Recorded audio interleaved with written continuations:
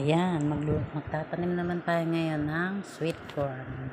So, I bought ito on Lazada. Tsaka may seedling tray dahil may trust issues tayo, ipupunla natin. So, ayan yung ating gagamiting lupa.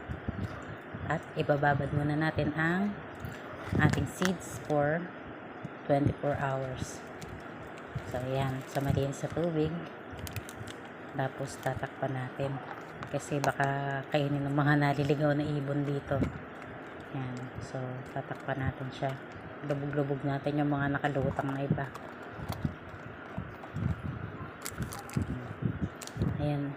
Yung mixture natin ng lupa, yung medyo mabuhaghag. At eto na nga, after 24 hours or overnight, eto, binutasan ko na siya para inulubog na lang yung seeds.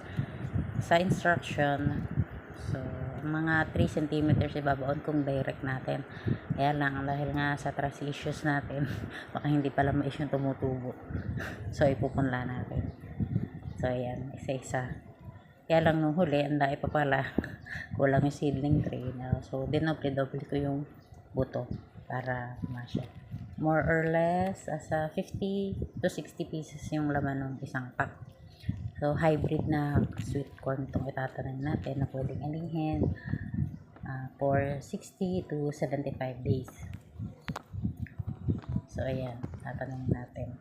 At ito na ang ating 5-day-old seedling habang piniprepare yung kanyang taniman.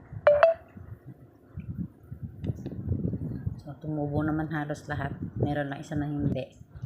Tapos dito ko siya itatanim. Hindi lang masyadong kita pero nakaplant yan. Para mapatay pa yung mga damo. Tsaka yung mga buto ng damo. So, eto na.